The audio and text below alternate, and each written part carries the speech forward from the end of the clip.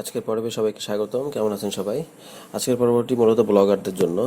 যে ব্লগ পোস্টে আমরা বিভিন্ন ধরনের বাটন কিভাবে অ্যাড করব এবং সেখানে কিভাবে লিঙ্ক দেওয়া দেওয়া যায় সেই বিষয়ে আজকের পর্বটি। তো আসলে শুরু করা যাক। দেখেন, এটি আমি আমার ব্লগে ঢুকেছি। হ্যাঁ, আমি ড্রাফট হিসাবে করে রেখেছিলাম এই পোস্টটা। এই পোস্টের নিচে আমি একটি বাটন দিতে যাচ্ছি, যেটা আর কি একটা লিঙ্ক থাকবে। তো সেটা আমরা কিভাবে দিব সেটাই আমরা আজকে দেখব। আপনি এরকম যে কোনো একটা পোস্ট নেবেন, পোস্টের পরে নিচে আমরা ধরেন বাটনটি দিতে যাচ্ছি। হ্যাঁ, তো এটা একটা স্কলারশিপের একটা যেহেতু আর্টিকেল, এই অনুযায়ী এখানে একটা লিঙ্ক থাকবে ডাইরেক্ট ওয়েবসাইটে, ওই ইউনিভার্সিটির ওয়েবসাইটে রিডাইরেক্ট হবে। তো এরকম একটি বাটন আমরা নিচে কিভাবে দিব সেটা আমরা আজকে দেখব। সো এর নিচে ধরেন লেখা থাকবে যে ভিউ ডিটেল এবং অ্যাপ্লাই, সাধারণত তাই থাকে। তো সেটা আমরা কিভাবে করব? তো দেখেন, আমি এখানে কিছু স্টেপ বানিয়েছি সহজ করার জন্য। এই স্টেপগুলো আমি ডেসক্রিপশনে দিয়ে দিব। প্রথমে আমরা ওই একটা ওয়েবসাইট কপি করলাম, অ্যাড্রেস গেট bootstrap.com। এখানে যাওয়ার পরে গেট স্টার্টেডে আমরা ক্লিক করবেন। ক্লিক করার পরে বাম পাশ থেকে দেখেন কম্পোনেন্টস আছে, আমরা কম্পোনেন্টসে ক্লিক করব।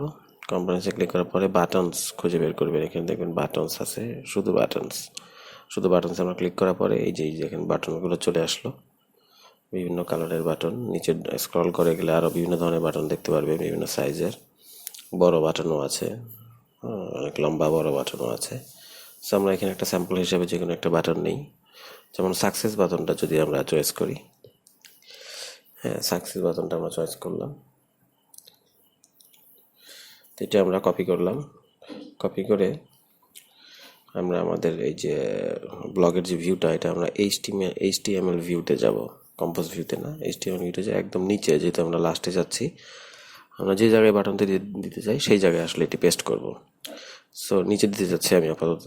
আপনারা যে কোনো জায়গায় দিতে পারেন যেখানে সুইটেবল হয় আর কি আপনার আর্টিকেলের, ব্লগ পোস্টের। সো আমি একটু কনফার্ম করে পাবলিশ দিয়ে দেখি যে বাটনটা এসে গেল কিনা।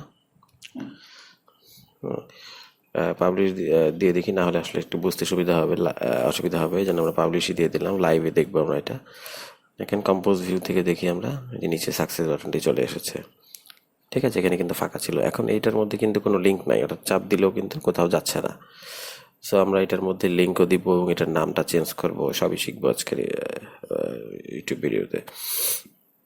সো এখন আমরা দেখি কিভাবে এটার আমরা নাম পরিবর্তন করবেন। এইচটিএমএল ভিউতে আমরা চলে যাই এবং আমি একটি ওয়ার্ড ফাইল ওপেন করে রেখেছি। সো স্টেপ বাই স্টেপ একটু সহজ করার জন্য, কেউ যদি কোনো কিছু মিস করেন এটাও দেখতে পারবেন। এই স্টেপগুলো আমি ডেসক্রিপশনে দিয়ে দিব।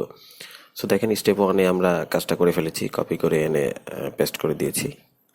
স্টেপ 2 আমাদের রিপ্লেস করতে হবে, যে আমরা সাকসেস তো চাচ্ছি না, আমরা এখানে লিখব যে ভিউ ডিটেলস এন্ড অ্যাপ্লাই।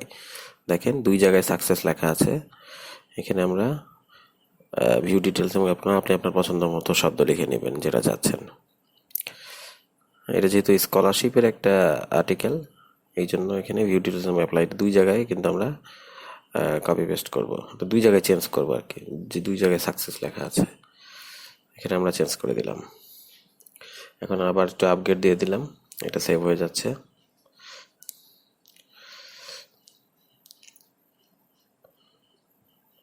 এখন আমরা এটা দেখব। আমি আমার ওয়েবসাইটটাই ঢুকি, আলাদা একটা উইন্ডো থেকে ঢুকি, বুঝতে সুবিধা হবে। এই যে এটা নিয়ে আমরা কাজ করছি, প্রথম পোস্টটা নিয়ে। এখান থেকে আমরা দেখবো এটা। দেখেন, ভিউ ডিটেলস এবং অ্যাপ্লাই হয়ে গেছে, কিন্তু এটা সাকসেস লেখা ছিল, আমরা নামটা চেঞ্জ করলাম। আমরা ধাপে ধাপে বিভিন্ন স্টেপ বাই স্টেপ শিখবো আসলে। তাহলে আপনি আপনি নিজে থেকেও কিন্তু নিজের পছন্দ মতো এরর অ্যান্ড ট্রায়াল বেসিসে কিন্তু নিজেই শিখে ফেলতে পারবেন যে কোন জায়গায় চেঞ্জ করলে কি হয়। খুবই সহজ, টেকনিক্যাল স্কিলের কোনোই দরকার নেই একদম। এখন আমরা পরবর্তী স্টেপে চলে যাব, যে এর ভিতরে স্টেপ 3, যে দেখেন আমাদের একটা আই অপশন অ্যাড করতে হবে একটা, ওইটা আমরা অ্যাড করব এবং দ্বিতীয় পোর্শনের আগে এই অংশটা আমরা অ্যাড করব। এটা অ্যাড করতে হয় আমরা যখন বাটনটাকে কালার দিব লাস্ট অফ অল, তখন এটা ভিজিবল হওয়ার জন্য ভিতরের লেখাটা। তো আমরা দেখেন সেকেন্ড পোর্শন ভিউ ডিটেলস এবং অ্যাপ্লাই এর আগে দিয়ে ওইটা আমরা পেস্ট করে দিলাম কিন্তু। ঠিক আছে, স্পেসটা ডিলিট করে দিলাম। আচ্ছা, এরপরে আমরা পরের ধাপে চলে যাব। পরবর্তী ধাপ দেখেন, লিঙ্ক দেওয়ার জন্য এই ফর্মুলাটা ইউজ করতে হয়। হ্যাঁ, এটা দিব আমরা একদম শুরুতে। আপনারা এটা পেস্ট করে দিবেন। হ্যাঁ, এবং দেখেন কমা দেওয়া আছে, কমাগুলোর মাঝখানে এই যে দুইটা চারটা কমা, এর মাঝখানে আমরা ওয়েবসাইটটা লিঙ্ক দিব, অথবা থার্ড পার্টি লিঙ্ক, মানে যেখানে আপনার রিডাইরেক্ট হবে আলটিমেটলি, সেটার লিঙ্কটা আমরা দিয়ে দিব। দেখেন আমার এখানে ডেস্টিনেশন লিঙ্ক আমি আপনারা সবাই ঠিক করে রাখবেন, আমি ঠিক করে রেখেছি। ইউনিভার্সিটির ওয়েবসাইটে এটা রিডাইরেক্ট করবে আমার ভিজিটরদের। তো এটা আমি কপি করে নিলাম, এইচটিটিপি সহ কপি করবেন অবশ্যই। পুরো জিনিসটা আমরা এখানে পেস্ট করে দিলাম। ঠিক আছে, এখন আমরা আপগ্রেড দিয়ে দিব আবার। আপগ্রেড দিয়ে দেওয়ার পরে আমরা একটু চেঞ্জটা দেখার চেষ্টা করব।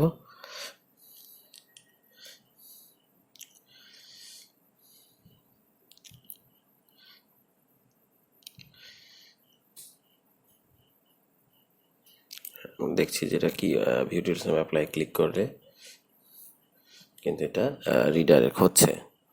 হ্যাঁ, নতুন ওয়েবসাইট পেজে এটা রিডাইরেক্ট হচ্ছে।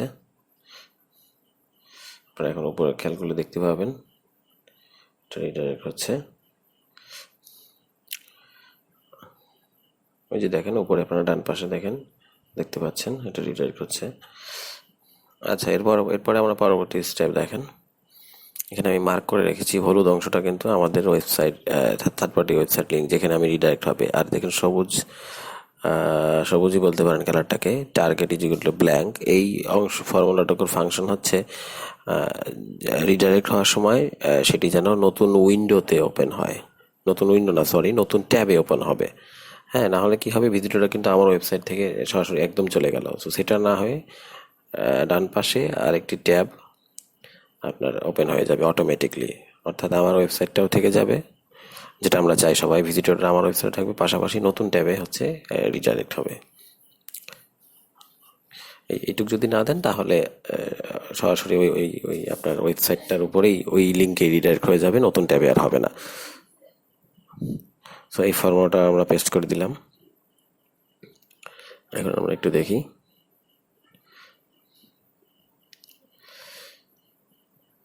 দেখেন আপনারা ওই ইউনিভার্সিটি অফ কানাডায় ঢুকছে, কিন্তু নতুন ট্যাবে কিন্তু রিডাইরেক্ট হচ্ছে না। উদ্বিগ্ন হওয়ার কিছু নাই। এখানে যেটা হয়েছে, কমাগুলাতে একটু সমস্যা হয়েছে, কপি পেস্ট করেছি তো আমি। আপনার কিবোর্ডে দেখবেন দুইটা অ্যাপোস্ট্রফি কমা বলে, সেগুলো সব একরকম হয়নি। এই যে আমি কারেকশন করছি কমাগুলাকে। কিবোর্ডে যে অ্যাপোস্ট্রফি কমা আছে, শিফট চাপ দিয়ে ওগুলো আপনারা ঠিক করে দিবেন।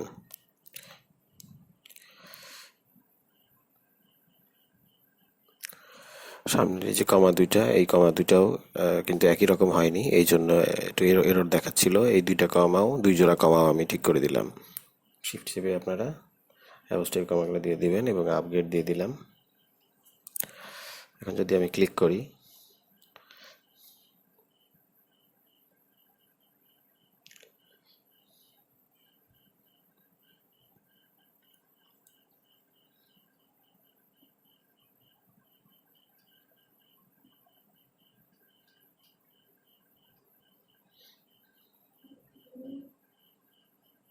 দেখেন এটা রিডাইরেক্ট হয়ে গেল। কিন্তু উপরে কর্নারে দেখতে পাচ্ছেন হাউ টু অ্যাপ্লাই, নতুন একটা ওয়েবসাইট ওপেন হয়ে গেছে। হ্যাঁ, তাহলে এভাবে আমরা, একটু প্রবলেম হয়েছিল, ঠিক করে নিলাম। তো নিজেরাই আসলে ট্রাবল শুট করতে পারবেন, কারণ এগুলো সবই ফর্মুলার বিষয়। একটু এদিক সেদিক হলে আসলে ঠিক মতো কাজ করবে না। দেখেন এটা সরাসরি ইউনিভার্সিটির ওয়েবসাইটে রিডাইরেক্ট হয়ে গেছে এবং নতুন ট্যাবে কিন্তু। সো আপনার ভিজিটররা কিন্তু আপনার ওয়েবসাইটে রয়ে গেল, পাশাপাশি নতুন ট্যাবে কিন্তু ওপেন হয়ে গেল। এখন প্রশ্ন হচ্ছে যে এটাতে কালার নাই। হ্যাঁ, এবং অনেকেই এই প্রবলেমটা ফেস করেন। দেখেন কালার হওয়ার কথা ছিল, কিন্তু কালার কিন্তু আসেনি, সাদা কালো হয়েছে আমাদের যে ট্যাবটা। তাহলে সেক্ষেত্রে আমরা দেখেন এই স্টাইল এটা ফলো করব আমরা। এটা ডিসক্রিপশনে দেওয়া থাকবে। কালারের জন্য আমরা এই অংশটা কপি করব। কপি করে আমরা ওইটা ঠিক নিচে আমাদের যে বাটনের যে ট্যাগ, তার নিচে আমরা পেস্ট করে দিচ্ছি। দেখেন পেস্ট করে দিলাম। এখানে কিন্তু অনেক ধরনের অপশন আছে। হ্যাঁ, এটা সাইজটা এবং কালার দেখেন, ব্লু, ইয়েলো এগুলো চেঞ্জ করলে কিন্তু অ্যাকর্ডিংলি এখানে চেঞ্জ হয়ে যাবে। আপনি যে কালার খুশি এটা করে নিতে পারবেন। সো আমরা এটা আপগ্রেড দিলাম একটু।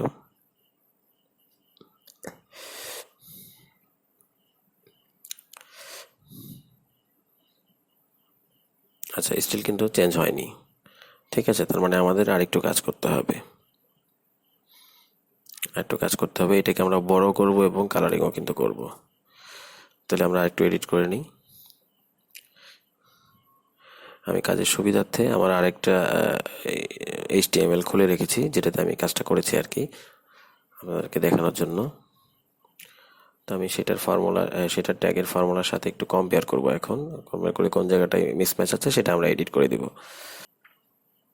সো এখানে আমি একটা সাকসেসফুলি এটা করেছি। সো আমাদের ফর্মুলায় আরেকটু চেঞ্জ আনতে হবে। আমি এটা স্টেপ বাই স্টেপ দেখাচ্ছি ইচ্ছা করেই, যাতে আপনারা আসলে নিজেরা এক্সপেরিমেন্ট করে ঠিকঠাক করে নিতে পারেন। সো দেখেন এখানে এটা আমি একটু কপি করে নিব। এটা আরেকটা ব্লগ পোস্টের লিংক এবং HTML কোড। সো এই বাটন ক্লাস এর পরের অংশটা আমি একটু কপি করে নিই, আগের অংশটার দরকার নাই। এখানেও কিন্তু আমাদের লিঙ্কের ভিতরে বাটন ক্লাস আছে, দেখেন আমি পেস্ট করছি এবং ওইটা বরাবর এনে নিব, যাতে বুঝতে সুবিধা হয় যে কালারটা ডিসপ্লে হওয়ার জন্য এবং একটু বড় করার জন্য আমাদের কি করতে হবে। দেখেন বাটন ক্লাস ইজিক্যাল টু, এখন দেখেন ফর্মুলাটা দুইটা কম্পেয়ার করতে পারছি আমরা, পাশাপাশি রাখলাম। হ্যাঁ, দুইটা একদম সমান সমান হলো। এখন এই ফর্মুলাটার মধ্যে যে আলফাবেটগুলো আছে, এটা কিন্তু কালারটাকে এনশিওর করে এবং সাইজটাকে বড় করে। সো আমরা ফর্মুলাটাকে রিপ্লেস করে দিব একটা পোর্শন দিয়ে।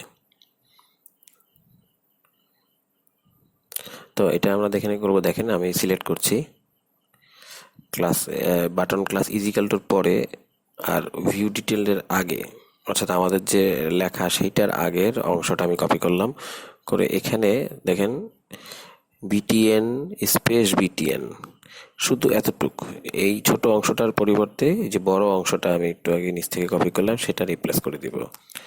তাহলে কিন্তু আমাদের কালারটা চলে আসবে এবং সাইজটা বড় হয়ে যাবে। ঠিক আছে, হ্যাঁ, এই যে রিপ্লেস করে দিলাম। তাহলে আমাদের এই স্টেপে কিন্তু এটাও যোগ হলো। হ্যাঁ, এই ফর্মুলাটাকে আবার এই ফর্মুলাটা দিয়ে রিপ্লেস করতে হবে। এখন তাহলে আমরা নিচে যে কম্পেয়ার করার জন্য যে ফর্মুলাটা এনেছিলাম ওটা ডিলিট করে দিই। এটা আমি ডিলিট করে দিচ্ছি। আপগ্রেড দিয়ে দিলাম, আবার সেভ হয়ে যাচ্ছে এটা। এখন আমরা দেখব, একটু রিফ্রেশ করতে হবে। দেখেন সুন্দর হয়ে গেছে। View details and apply, blue colour, ওখানে ব্লু লেখা ছিল, তার উপরে ইয়েলো, লেখাটা ইয়েলো। ওটা এইগুলো আপনারা পছন্দ মতো কালার করে নিতে পারবেন। দেখেন হয়ে গেছে আমাদের। সো এইভাবে আপনি আপনার পছন্দের বাটনটা দিতে পারবেন, সেটা কালার করতে পারবেন, তার ভিতরে লিঙ্ক দিতে পারবেন এবং কীভাবে সেটা রিডাইরেক্ট করবেন সহজে স্টেপ বাই স্টেপ আমি দেখালাম। এই স্টেপটা ডেসক্রিপশন বক্সেও দেওয়া থাকবে। আপনারা ভিডিওটা শুনলে এবং এই স্টেপগুলো দেখলে অবশ্যই করতে পারবেন ইনশাআল্লাহ, এবং নিজেরা প্র্যাকটিস করবেন। টেকনিক্যাল নলেজ আসলে একেবারেই দরকার নেই। সো আমি স্টেপটা একটু কারেকশন করে আপনাদের জন্য দিয়ে দিচ্ছি। সো এই ছিল আজকের ভিডিও। আশা করি ভিডিওটি ভালো লেগেছে। তবে আপনি একটা কথা এখানে বলে রাখা দরকার, আপনারা অনেকগুলো ভিডিওতে দেখবেন যে থেমসের ভিতরে মূল HTML কোড চেঞ্জ করতে বলছে, বোর্ডের নিচে কোডগুলো পেস্ট করতে বলতেছে, জাভা স্ক্রিপ্ট কোড। এগুলোর কিন্তু কোনোই দরকার নেই। আমি যেভাবে স্টেপ দেখালাম, শুধুমাত্র ইচ ব্লগ পোস্টে এই পদ্ধতিটা ফলো করলেই হবে। অন্য কোথাও কোনো কিছুর HTML কোড পেস্ট করার কোনো প্রয়োজন নাই। সো ভালো থাকবেন সবাই। আর যদি ভালো লাগে অবশ্যই চ্যানেলটি সাবস্ক্রাইব করেন এবং বেল আইকনটি প্রেস করেন, এবং ভিডিওটি শেয়ার করতেও ভুলবেন না। ব্লগারদের জন্য আশা করি এটা খুবই কাজে লাগবে, যারা নতুন ব্লগিং করেন। ধন্যবাদ সবাইকে, ভালো থাকবেন।